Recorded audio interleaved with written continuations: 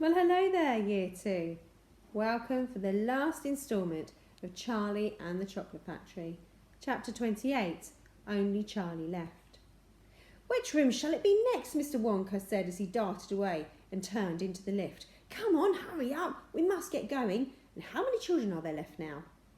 Little Charlie looked at Grandpa Joe and Grandpa Joe looked back at little Charlie. But Mr. Wonka, Grandpa Joe called out after him, there's only Charlie left now. Mr. Wonka swung around and stared at Charlie. You mean you're the only one left? Said Mr. Wonka, pretending to be surprised. Why, yes, whispered Charlie, yes. Mr. Wonka suddenly exploded with excitement. But my dear boy, he cried out, that means you've won. He rushed out of the lift, started shaking Charlie's hand so furiously that he thought it might come off. Oh, I do congratulate you, he cried. I really do. I'm absolutely delighted. Oh, it couldn't be better. How wonderful this is. Oh, I had a hunch, right from the beginning that it was going to be you. Well done, Charlie, well done. This is terrific. And now the fun is really going to start. But we mustn't dilly, we mustn't dally. There's even less time to lose now than there was before. We have an enormous number of things to do before the day's out. Just think of the arrangements that have to be made and the people that we have to fetch. But luckily for us, we've got the great glass elevator to speed things up. Jump in, my dear Charlie, jump in. You too, Grandpa Joe. No, sir, after you. That's the way. Now then, this time I shall choose the button that we are going to press. Mr. Wonka's bright twinkling eyes rested for a moment briefly on Charlie's face. Something crazy's going to happen now, Charlie thought. But he wasn't frightened. He wasn't even nervous. He was just terrifically excited. And so was Grandpa Joe. The old man's face was shining with excitement as he watched every move that Mr. Wonka made. Mr. Wonka was reaching for a button high up on the glass ceiling of the lift, and Charlie and Grandpa Joe both had to crane their necks to see what was on the label written beside the button. It said, up and out. Up and out, thought Charlie. What sort of room is that? Mr. Wonka pressed the button. The glass doors closed. Hold on, cried Mr. Wonka.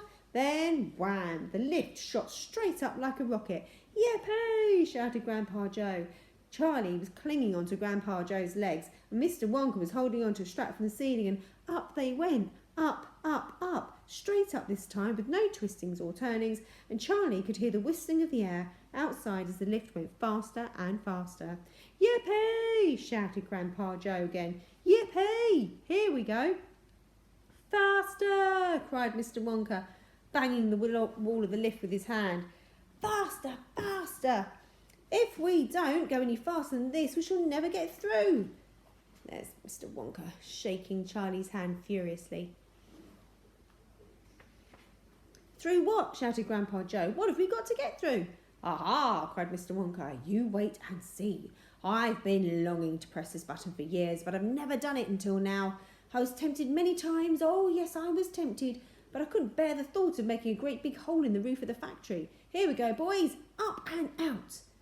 But you don't mean, shouted Grandpa Joe, you don't really mean that this lift... Oh, yes, I do, answered Mr. Wonka. You wait and see. Up and out. But, it's made of glass, cried Grandpa Joe. We'll be smashed into 1,000,000 pieces. No, I suppose it might, said Mr. Wonka, cheerful as ever, but it's pretty thick glass all the same. The lift rushed on, going up and up and up, faster and faster and faster, until suddenly crash, and the most tremendous noise of splintering wood and broken tiles came from directly above their heads. Grandpa Joe shouted, help, it's the end, we're done for.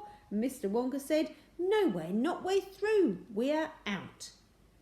Sure enough, the lift had shot right up through the roof of the factory and was now rising into the sky like a rocket, and the sunshine was pouring in through the glass roof. In 5 seconds, they were 1,000 feet up in the sky. The lift's gone mad, shouted Grandpa Joe. You see there, where they burst through a hole in the factory, and they were shooting up in their glass lift.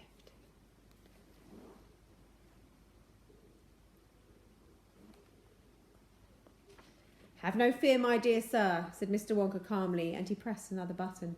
The lift stopped. It stopped and hung in mid-air, hovering like a helicopter, hovering over the factory and over the very town itself, which lay spread out below them like a picture postcard. Looking down through the glass door on which he was standing, Charlie could see the small, faraway houses and the streets and the snow that lay thickly over everything.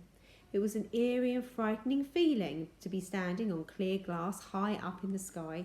It made you feel like you weren't standing on anything at all. "Are we all right?" cried Grandpa Joe. "How does this thing stay up?"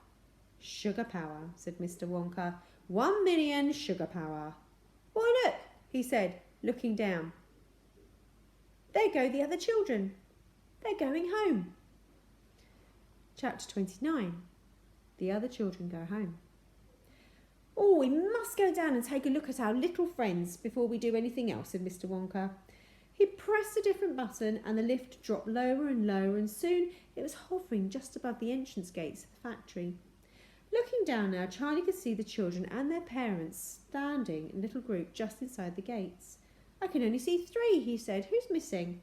"Oh, I expect it's Mike TV, said Mr. Wonka. "He'll be coming along soon. Do you see the trucks?" Mr. Wonka pointed to a line of gigantic covered vans parked in a line nearby. "Yes," Charlie said. "What are they for?" "Don't you remember what it said on the golden ticket? Every child goes home with a lifetime supply of sweets. There's 1 truckload for each of them loaded to the brim." "Aha," Mr. Wonka went on. "There goes our friend Augustus Gloop.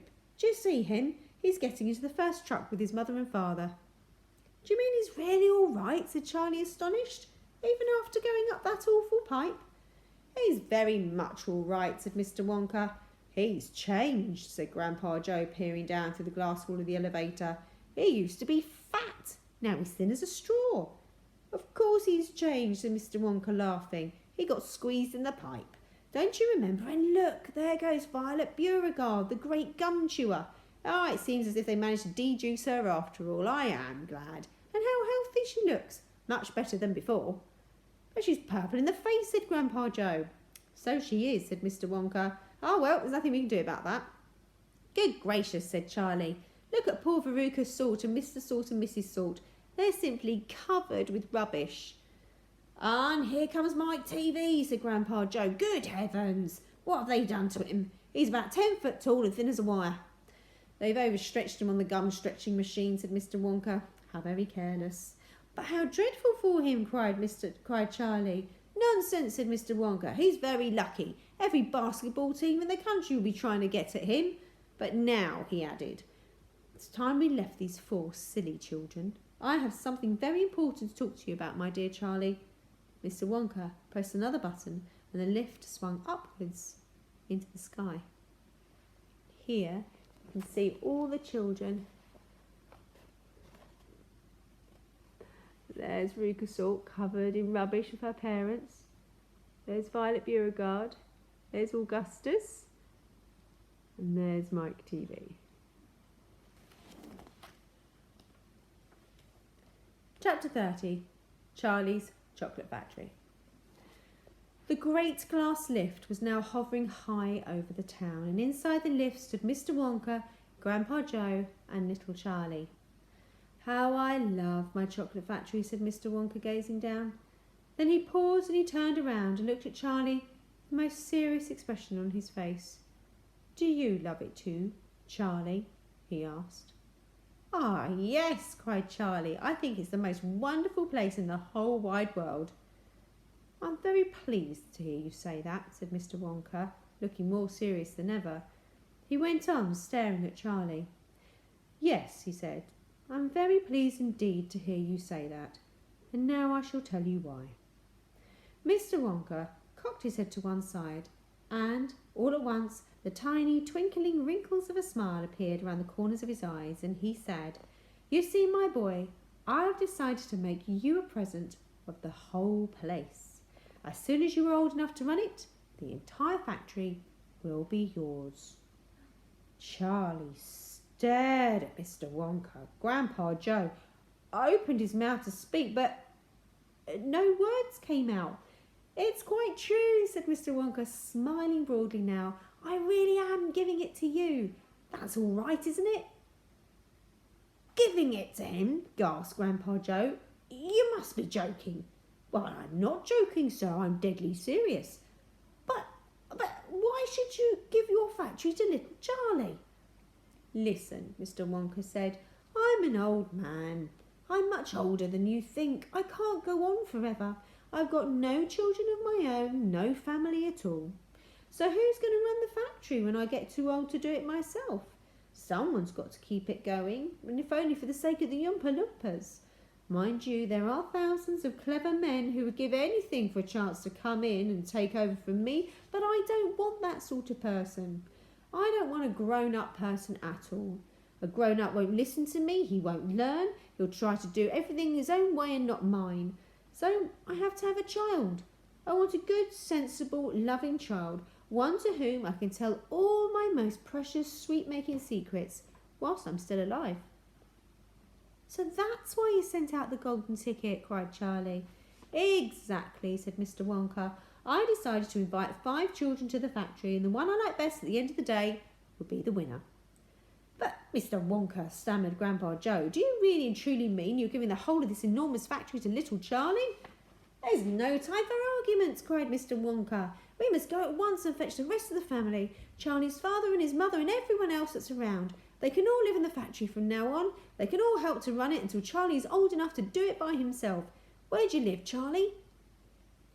Charlie peered down through the glass floor at the snow-covered houses that lay below. It's over there, he said, pointing. It's that little cottage, right on the end of the town, the tiny little one. I see it, cried Mr. Wonka, and he pressed some more buttons, and the lift shot down towards Charlie's house. I'm afraid my mother won't come with us, Charlie said sadly. Why ever not? Because she won't leave Grandma Josephine and Grandma Georgina and Grandpa George. Well, they must come too. They can't, Charlie said. They're very old and they haven't been out of bed for 20 years. Then we'll take the bed along as well with them in it, said Mr. Wonka. There's plenty of room in this lift for a bed. You couldn't get the bed out of the house, said Grandpa Joe. It won't go through the door. You mustn't despair, cried Mr. Wonka. Nothing is impossible. You watch. The lift was now hovering over the roof of the Bucket's little house. What are you going to do? Cried Charlie. I'm going to go right on in to fetch them, said Mr. Wonka. How? Asked Grandpa Joe. Through the roof, said Mr. Wonka, pressing another button. No, shouted Charlie. Stop, shouted Grandpa Joe. Crash went the lift right down through the roof of the house into the old people's bedroom. Showers of dust and broken tiles and bits of wood and cockroaches and spiders and cement and bricks went raining down on the 3 old ones who were lying in bed, and each one of them thought that the end of the world was come. Grandma Georgina fainted, Grandma Josephine dropped her false teeth, Grandpa George put his head under the blanket, and Mr. and Mrs. Bucket came rushing in from the next room. Save us, cried Grandma Josephine. Calm yourself, my darling wife, said Grandpa Joe, stepping out of the lift. It is only us. Mother, cried Charlie, rushing into Mrs. Bucket's arms. Mother, listen to what's happened. We're all going back to live in Mr. Wonka's factory, and we're all going to help him to run it, and he's given it all to me, and... What are you talking about? Said Mrs. Bucket. Just look at our house, cried poor Mr. Bucket. It's in ruins. My dear sir, said Mr. Wonka, jumping forward and shaking Mr. Bucket warmly by the hand. I am so very glad to meet you. You mustn't worry about your house. From now on, you're never going to need it again anyway. Who is this crazy man? Screamed Grandma Josephine. He could have killed us all. This, said Grandpa Joe, is Mr. Willy Wonka himself. It took quite a time for Grandpa Joe and Charlie to explain to everyone exactly what had been happening to them all day, and even then they all refused to ride back to the factory in the lift. I'd rather die in my bed, shouted Grandma Josephine. So would I, cried Grandma Georgina. I refuse to go, announced Grandpa George. So Mr. Wonka and Grandpa Joe and Charlie, taking no notice of their screams, simply pushed the bed into the lift. They pushed Mr. and Mrs. Bucket in after it, then they got in themselves and Mr. Wonka pressed a button. The doors closed, Grandma Georgina screamed, and the lift rose off the floor and shot through the hole in the roof out into the open sky. Charlie climbed onto the bed and tried to calm the 3 old people who were still petrified with fear. Please don't be frightened, he said. It's quite safe, and we're going to the most wonderful place in the world. Charlie's right, said Grandpa Joe. Will there be anything to eat when we get there? Asked Grandma Josephine. I'm starving. The whole family's starving. Anything to eat? Cried Charlie, laughing. Oh, just you wait and see. And that, dear children, is the end of Charlie and the Chocolate Factory. And you can see them crashing through the roof, telling everybody the news of their fantastic story. And wasn't that a good one, with many funny moments on the way? Now, Roald Dahl is our class author, so if any of you have an idea of a book that you'd like me to read by that author, then why don't you drop me a message on Dojo, and I will see whether or not I can read it for you. Otherwise, the next book I was thinking of was James and the Giant Peach, but that will be for the day after.